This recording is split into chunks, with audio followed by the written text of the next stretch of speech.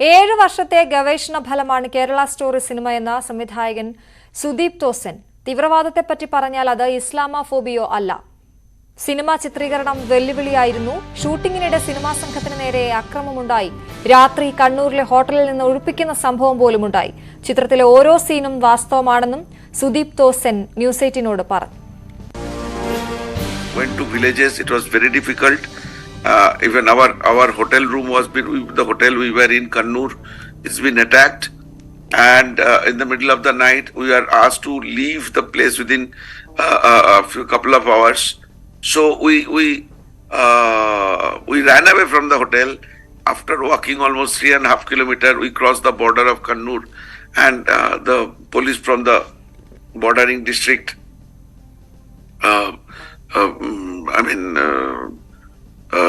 they rescued us. So this kind of things happen, and we consider it as a professional hazard. So we often face this kind of situation. I have no idea why what Congress, what BJP, what Muslim League and what they are doing. They do their politics, it is their profession, they do their convenience. Without watching the film, if you comment on that, what more sad could happen? My dear Keralites, my dear Malayali speaking friends, please watch the film, and if there is any argument you have, any discussion you have, I am here in the film industry for more than 25 years. Every scene shown in the film are being supported by document. Our film was stuck in censor board for 2 months, and finally we got the censor certificate. So we are sure that it is all proof, Kerala story cinema മുസ്ലിങ്ങൾക്കെതിരല്ലെന്ന നിർമ്മാതാവ് Vipul Shah. Cinema കണ്ടാൽ വിവാദം തീരും. കേരളം മോശമാണ് എന്ന് cinema പറയുന്നില്ല. തീവ്രവാദത്തിലേക്ക് വലിച്ചിഴക്കപ്പെട്ട പെൺകുട്ടികളുടെ ദുരിതമാണ് cinema പറയുന്നത്. ഇരയാക്കപ്പെട്ട 100-ലധികം പെൺകുട്ടികളെ നേരിൽ കണ്ടു.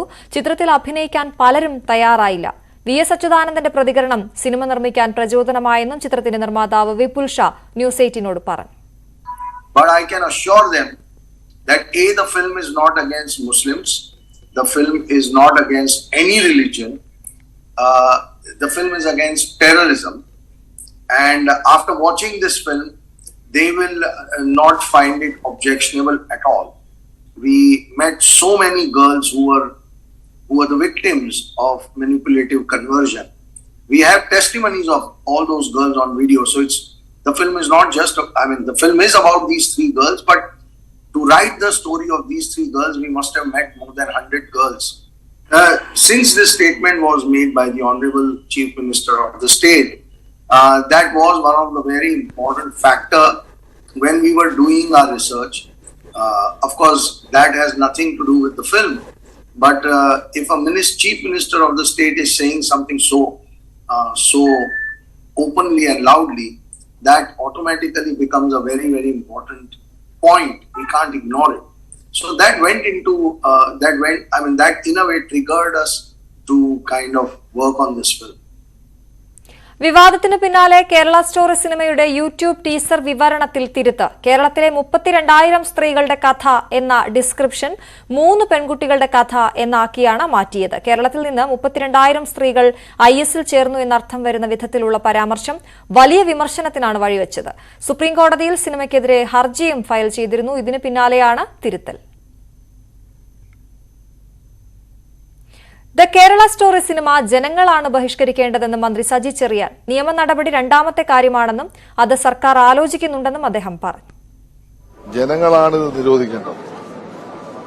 പ്രബുദ്ധരായ കേരളത്തിലെ ജനങ്ങളുടെ മുമ്പിൽ പച്ചക്കള്ളം 32,000 വനിതകൾ ഇവിടുന്ന് ഭീകരപ്രവർത്തനത്തിന് വേണ്ടി റിക്രൂട്ട് ചെയ്ത് പോയി എന്ന് പറയുന്ന പച്ച നുണ.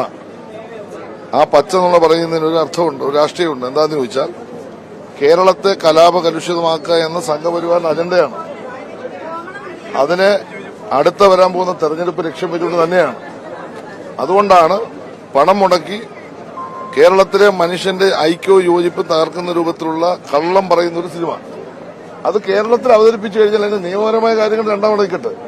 ഈ കേരളത്തിലെ മതേതരവാദികളായ ചിന്തിക്കുന്ന 100% ആളുകളും ആ സിനിമ കാണാതെ അത് ബഹിഷ്കരിക്കണമെന്നുള്ളതാണ് ഞാൻ പറഞ്ഞത്.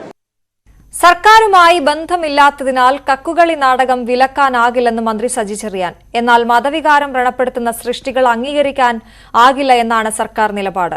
പക്ഷേ നാടകം നിരോധിക്കണമെന്ന കടുത്ത നിലപാടിലാണ് ക്രൈസ്തവ സഭകൾ. കേരള സ്റ്റോറി സിനിമയ്ക്കെതിരെ എടുക്കുന്ന അതേ നിലപാട് എന്തുകൊണ്ട് നാടകത്തിനെതിരെ ഇല്ലെന്നും സഭാ നേതൃത്വം വിമർശിക്കുന്നു. ഇതിനിടെ നാടകത്തിന്റെ ഉള്ളടക്കം തിരുത്തണമെന്ന് സർക്കാർ സംഘാടകരോട് ആവശ്യപ്പെട്ടു.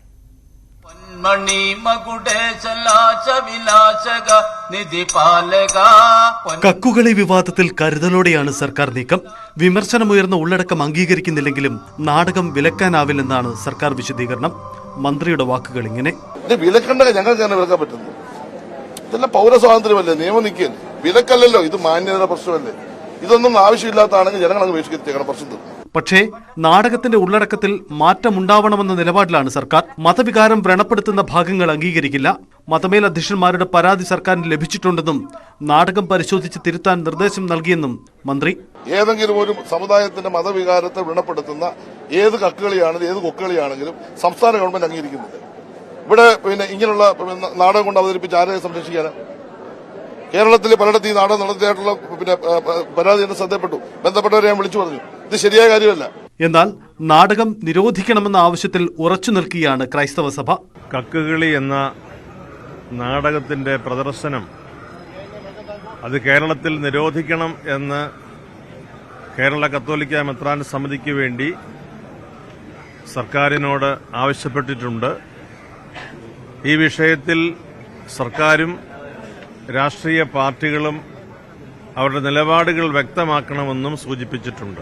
വിവാദ സിനിമയ്ക്കെതിരെ എടുത്ത കടുത്ത നിലപാട് കക്കുകളി വിവാദത്തിൽ സർക്കാർ കേന്ദ്രങ്ങളിൽ നിന്നും ഉണ്ടാവാത്തതിൽ സഭയ്ക്ക് പ്രതിഷേധമുണ്ട്. വിശ്വാസവുമായി ബന്ധപ്പെട്ട കാര്യങ്ങളിൽ ഒരേ നീതി വേണമെന്ന് വരാപ്പുഴ അതിരൂപത ആർച്ച് ബിഷപ്പ് ജോസഫ് കളത്തിപ്പറമ്പിൽ പറഞ്ഞു. അതേസമയം വിവാദത്തിൽ കരുതലോടെയാണ് ഇടത് കേന്ദ്രങ്ങളുടെ നീക്കം. ആവിഷ്കാര സ്വാതന്ത്ര്യമെന്ന വാദമുണ്ടെങ്കിലും ക്രൈസ്തവ സഭയെ പിണക്കാനുമില്ല. അത് അവരുടേതായ രീതിയിൽ അവർ അവതരിപ്പിക്കുകയാണ്. അത് ഏതെങ്കിലും രീതിയിൽ മതത്തിന്റെ ഭാഗമായിട്ടോ അല്ലെങ്കിൽ വിശ്വാസികളുടെ ഭാഗമായിട്ടോ എന്തെങ്കിലും പ്രശ്നമുണ്ടെങ്കിൽ അവർ ഉന്നയിച്ചിട്ടുണ്ട്. ആ ഉന്നയിച്ച പ്രശ്നം പരിശോധിച്ച് ആവശ്യമായ നിലപാട് സ്വീകരിക്കാൻ മാത്രമേ ഉള്ളൂ. ചർച്ച നടക്കട്ടെ, അഭിപ്രായം പറയാനുള്ള പറയട്ടെ.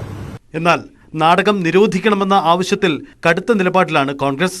ആവിഷ്കാര സ്വാതന്ത്ര്യം എന്ന് പറയുന്നത് ഒരു സംസ്ഥാനത്തോ ഒരു നാട്ടിലോ നിലനിൽക്കുന്ന സമുദായ സൗഹാർദ്ദം തകർക്കലല്ല, വർഗീയ വിദ്വേഷം ആളിക്കത്തിക്കലല്ല.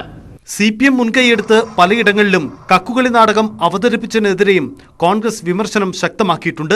ക്രൈസ്തവ സഭാ നേതൃത്വങ്ങൾ നിലപാട് കടുപ്പിക്കുന്ന സാഹചര്യത്തിൽ നാടക വിവാദത്തിൽ സർക്കാരിന്റെ പുതിയ നീക്കം നിർണായകമാകും. ന്യൂസ് 18 തിരുവനന്തപുരം. AI ക്യാമറ പ്രാഥമിക കരാർ നടപടികളിൽ തന്നെ കെൽട്രോൺ വീഴ്ച വരുത്തിയതായി രേഖകൾ. 10 വർഷം പ്രവൃത്തി പരിചയം വേണമെന്നിരിക്കെ 2017 സ്ഥാപിച്ച കമ്പനിക്ക് ടെൻഡറിൽ പങ്കെടുക്കാൻ കെൽട്രോൺ യോഗ്യത നൽകി.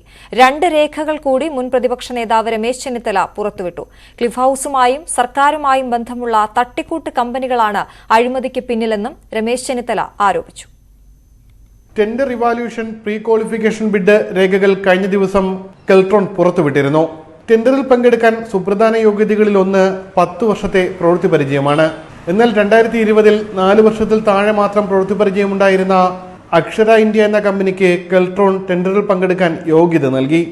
10 വർഷം പ്രവർത്തന പരിചയമില്ലാത്ത അക്ഷര എന്റർപ്രൈസസ് പ്രൈവറ്റ് ലിമിറ്റഡിന് ടെൻഡർ നടപടികളിൽ എങ്ങനെ ഉൾപ്പെടുത്തി? ഇത് രണ്ടും ഏറ്റവും പ്രധാനപ്പെട്ട കാര്യമാണ്. അപ്പൊ ടെൻഡറിൽ കൃത്യമായ ഒത്തുകളി നടന്നു. കെൽട്രോൺ ടെൻഡർ വിളിച്ചതിൽ ഗുരുതരമായ ക്രമക്കേട് ആദ്യഘട്ടത്തിൽ തന്നെ ഉണ്ടാവുകയാണ്. കെൽട്രോൺ പൂഴ്ത്തിവെച്ച technical evaluation summary report, financial bid evaluation summary report എന്നിവയും രമേശ് ചെന്നിത്തല പുറത്തുവിട്ടു. ഈ 2 റിപ്പോർട്ടുകളും തട്ടിക്കൂട്ടി ഉണ്ടാക്കിയതാണെന്നാണ് ആരോപണം. ക്ലിഫ് ഹൌസിലും സർക്കാരിലും ഉന്നത സ്വാധീനമുള്ള 2 കമ്പനികളാണ് തട്ടിപ്പിന് പിന്നിലെന്നും രമേശ് ചെന്നിത്തല. പസാദിയോ എന്ന് പറയുന്ന കമ്പനിയുടെ രാംജിത്തിന് ക്ലിഫ് ഹൗസുമായി നല്ല ബന്ധമുണ്ട്. അതുകൊണ്ട് ഞാൻ ആദ്യത്തെ പത്രസമ്മേളനത്തിൽ തന്നെ പറഞ്ഞ ക്യാമറ രേഖകൾ ഇടിവെട്ടിപ്പോയില്ല എങ്കിൽ ആ ക്യാമറകൾ പരിശോധിച്ചാൽ കാണാൻ കഴിയും. അതുപോലെ തന്നെ ട്രോയ്സ് എന്ന് പറയുന്ന കമ്പനിയുടെ ജിതേഷിന് ശിവശങ്കരേക്കാൾ വലിയ ബന്ധമുണ്ട് ഭരണത്തിൽ. അതെന്താണെന്ന് നിങ്ങളോടൊക്കെ ഒന്ന് കണ്ടുപിടിക്കാം, ഞാൻ മാത്രം പോരാ. കഷ്ടിച്ച് 100 കോടിക്കകത്ത് ചെയ്യാൻ കഴിയുമായിരുന്ന പദ്ധതിയാണ് 232 കോടിയിൽ എത്തിച്ചതെന്നും ചെന്നിത്തല ആരോപിച്ചു. രണ്ടാം പിണറായി സർക്കാരിന്റെ രണ്ടാം വാർഷിക ദിനമായ മെയ് 20-ന് UDF സെക്രട്ടേറിയറ്റ് വളയിൽ സമരം നടത്തും.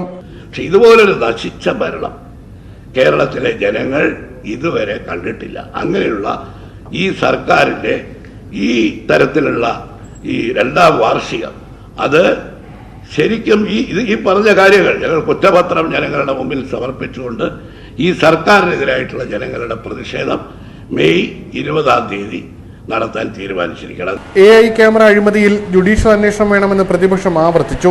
ന്യൂസ് 18 തിരുവനന്തപുരം. AI ക്യാമറ പദ്ധതിയിലെ ആരോപണങ്ങൾക്ക് മറുപടി പറയാൻ മുഖ്യമന്ത്രിയെ വെല്ലുവിളിച്ച പ്രതിപക്ഷ നേതാവ് VD സതീശൻ 3 കമ്പനികളുടെ കൺസോർഷ്യം രൂപീകരിച്ച യോഗത്തിൽ വിദേശ വ്യവസായി ഉണ്ടോ എന്ന് മുഖ്യമന്ത്രി വ്യക്തമാക്കണം. ലാഭങ്ങളെല്ലാം പോകുന്നത് ഒരു പെട്ടിയിലേക്കാണ്. ഉപകരാറുകൾ പലതും ഇവർക്കാണ് കിട്ടുന്നതെന്നും അദ്ദേഹം ആരോപിച്ചു. കൊള്ളയാണ് ഇതെല്ലാം, കൊള്ള. അവര് പണം കിട്ടാൻ എന്തും ചെയ്യുമായിരുന്നു. മുഖ്യമന്ത്രിയുടെ ഓഫീസ് കേന്ദ്രമാക്കി സ്വർണ്ണക്കള്ളക്കടത്ത് നടത്തും. മുഖ്യമന്ത്രിയുടെ ഓഫീസ് ലൈഫ് മിഷൻ പാവപ്പെട്ടവന് വീട് വയ്ക്കാൻ കൊടുക്കുന്ന പണത്തിൽ നിന്ന് പണം അടിച്ചു മാറ്റും. ക്യാമറ വന്നു കഴിഞ്ഞാൽ അതിൽ നിന്ന് കിട്ടും. ഊരാളുങ്കലിന് പണം കൊടുത്ത് അതിൽ നിന്ന് വർക്ക് മാറ്റും. അപ്പൊ കൊള്ളയായിരുന്നു ഒന്നാം പിണറായി സർക്കാരിന്റെ കാലത്ത് നടന്നത് എന്നുള്ള വിവരങ്ങളാണ് ഓരോന്നോരോന്നായി പുറത്തു വരുന്നത്. ഇഷ്ടക്കാരുമായി ബന്ധപ്പെട്ട് കമ്പനികൾ രൂപീകരിച്ച് അവരുടെ പെട്ടിയിലേക്ക് പണം എത്തിച്ച് സ്വന്തം പെട്ടിയിലേക്ക് മാറ്റുന്ന പരിപാടിയായിരുന്നു ചെയ്തത് എന്നതിന്റെ വ്യക്തമായ തെളിവുകളാണ് ഞങ്ങൾ ഹാജരാക്കിയത്. ഞങ്ങൾ പറഞ്ഞിരിക്കുന്ന ഒരു ആരോപണവും ഒരു ഡോക്യുമെന്റിന്റെ പശ്ചാത്തലം ഇല്ലാതെ ഒരു ആരോപണവും ഞങ്ങൾ പറഞ്ഞിട്ടില്ല.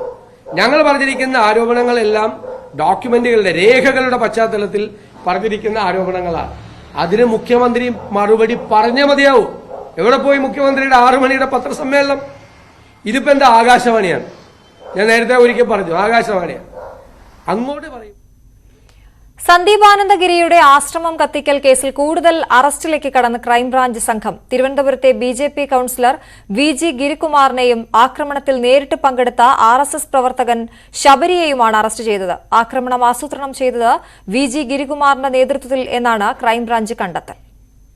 സന്ദീപാനന്ദഗിരിയുടെ ആശ്രമത്തിന് തീവച്ചതിൽ ചില BJP നേതാക്കൾക്ക് പങ്കുണ്ടെന്നാണ് ക്രൈംബ്രാഞ്ചിന്റെ കണ്ടെത്തൽ. ഇതിന്റെ അടിസ്ഥാനത്തിലാണ് ജില്ലാ നേതാവ് കൂടിയായ VG ഗിരികുമാറിനെ അറസ്റ്റ് ചെയ്തത്. തിരുവനന്തപുരം PTP നഗർ കൌൺസിലർ കൂടിയാണ് VG ഗിരികുമാർ. ആക്രമണത്തിന്റെ ആസൂത്രണത്തിൽ പങ്കെടുത്തതുകൂടാതെ സംഭവത്തിൽ നേരിട്ട് പങ്കെടുത്ത 2 പേരുമായി ഗിരികുമാർ പലതവണ ബന്ധപ്പെട്ടിട്ടുണ്ടെന്നും ക്രൈംബ്രാഞ്ച് കണ്ടെത്തിയിട്ടുണ്ട്. ചില സഹായങ്ങൾ ഇയാൾ ചെയ്തു നൽകിയെന്നും ക്രൈംബ്രാഞ്ചിന് വിവരം ലഭിച്ചു. അറസ്റ്റിലായ RSS പ്രവർത്തകൻ കരകുളം സ്വദേശി ശബരി ആക്രമണത്തിൽ നേരിട്ട് പങ്കെടുത്തിരുന്നു. ഇന്നലെ രാത്രിയാണ് ഇയാളെ വീട്ടിൽ നിന്ന് ക്രൈംബ്രാഞ്ച് അറസ്റ്റ് ചെയ്തത്. നേരത്തെ അറസ്റ്റിലായ 3-ാം പ്രതി കൃഷ്ണകുമാറിൽ നിന്നാണ് ശബരിയെക്കുറിച്ച് വിവരം ലഭിച്ചത്. തുടർന്ന് ഇയാൾ അന്വേഷണ സംഘത്തിന്റെ നിരീക്ഷണത്തിലായിരുന്നു. കേസിൽ ഇനിയും അറസ്റ്റുണ്ടാകുമെന്നാണ് ക്രൈംബ്രാഞ്ചിൽ നിന്ന് ലഭിക്കുന്ന വിവരം.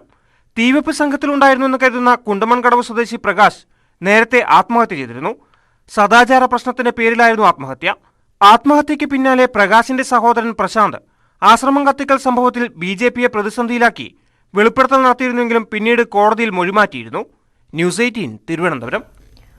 ബംഗാൾ ഉൾക്കടലിൽ ന്യൂനമർദ്ദ സാധ്യത. മെയ് 6-ഓടെ തെക്ക് കിഴക്കൻ ബംഗാൾ ഉൾക്കടലിൽ ചക്രവാത ചുഴി രൂപപ്പെടും. തുടർന്നുള്ള 48 മണിക്കൂറിൽ ന്യൂനമർദ്ദമായി ശക്തി പ്രാപിക്കാനും സാധ്യതയെന്ന് കേന്ദ്ര കാലാവസ്ഥാ വകുപ്പ് അറിയിച്ചു.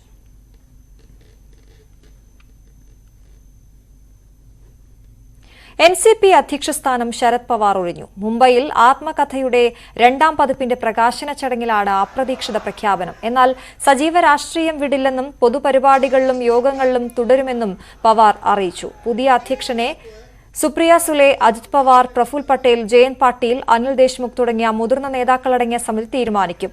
രാഷ്ട്രീയ ജീവിതം ആരംഭിച്ചത് 1960 മെയ് 1-നാണ്. നീണ്ട കാലത്തെ രാഷ്ട്രീയ ജീവിതം അവസാനിപ്പിക്കുന്നതിനെക്കുറിച്ച് ചിന്തിക്കേണ്ട സമയമായിരിക്കുന്നു. രാജ്യസഭയിൽ 3 വർഷത്തെ കാലാവധി ഉണ്ടെന്നും ഇനി തെരഞ്ഞെടുപ്പിൽ മത്സരിക്കില്ലെന്നും പവാർ പറഞ്ഞു. കർണാടകയിൽ തെരഞ്ഞെടുപ്പ് ആവേശം.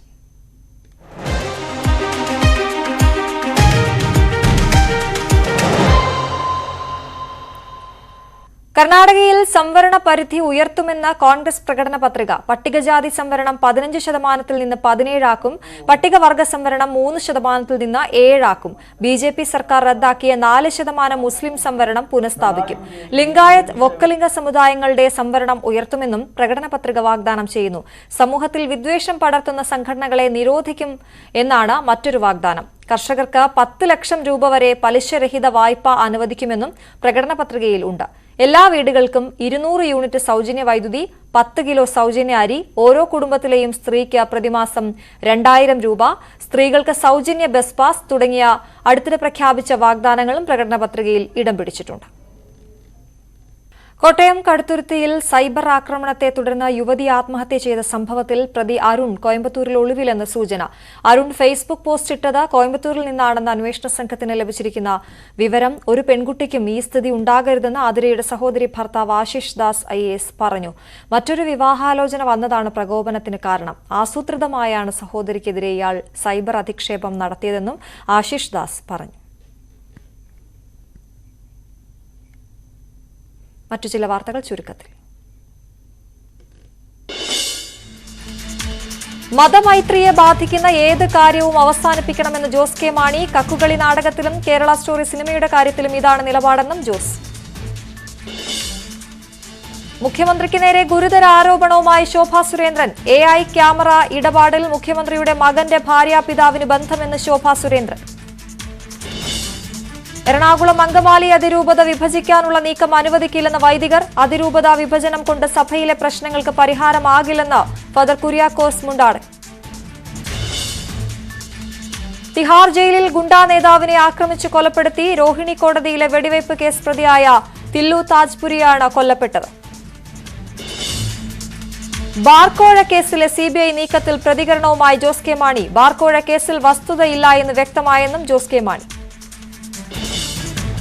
വന്ദേ ഭാരത് ട്രെയിനിന് തിരൂരിൽ സ്റ്റോപ്പ് അനുവദിക്കണമെന്ന ഹർജി തള്ളി ഹൈക്കോടതി. റെയിൽവേയുടെ അധികാരത്തിൽ ഇടപെടുന്നില്ല.